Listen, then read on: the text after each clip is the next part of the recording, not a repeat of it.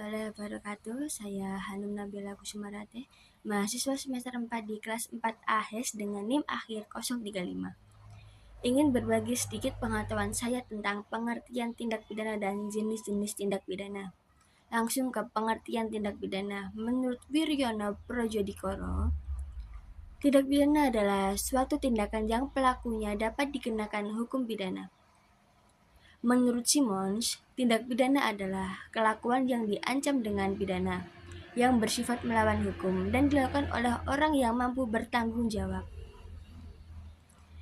Menurut Mesgeer, tindak pidana adalah keseluruhan syarat untuk adanya pidana.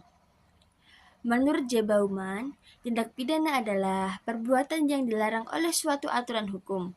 Larangan mana disertai dengan ancaman bagi siapa yang melanggar larangan tersebut.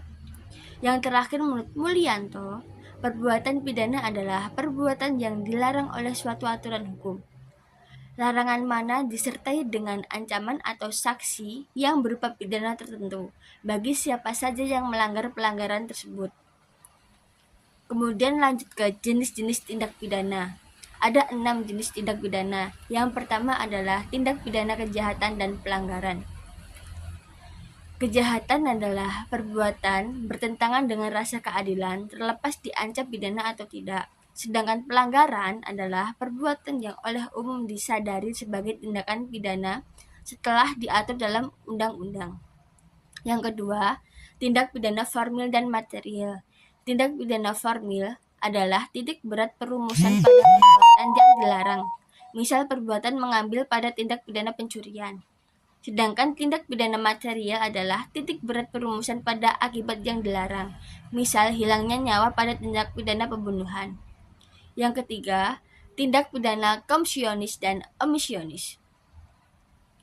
Tindak pidana komisionis adalah pelanggaran terhadap larangan, misalnya pencurian dan pembunuhan. Sedangkan tindak pidana omisionis adalah pelanggaran terhadap perintah, misalnya tindak menghadap sebagai saksi di pengadilan. Yang keempat adalah tindak pidana dolus dan culpa. Tindak pidana dolus adalah tindak pidana yang memuat unsur kesengajaan. Sedangkan tindak pidana culpa adalah tindak pidana yang memuat kealpaan. Yang kelima adalah tindak pidana aduan dan biasa. Tindak pidana aduan adalah penuntutan dapat dilakukan setelah ada aduan dari korban kejahatan. Terdiri dari tindak pidana aduan absolut dan aduan relatif. Sedangkan tindak pidana bukan aduan adalah penuntutan dapat dilakukan meskipun tidak ada aduan dari korban kejahatan. Yang terakhir atau keenam adalah tindak pidana tunggal dan berganda. Tindak pidana tunggal adalah tindak pidana yang cukup dilakukan dengan satu kali perbuatan. Sedangkan tindak pidana berganda adalah tindakan pidana jika dilakukan beberapa kali. Misal tindak pidana penadahan. Mungkin cukup itu saja yang bisa saya sampaikan.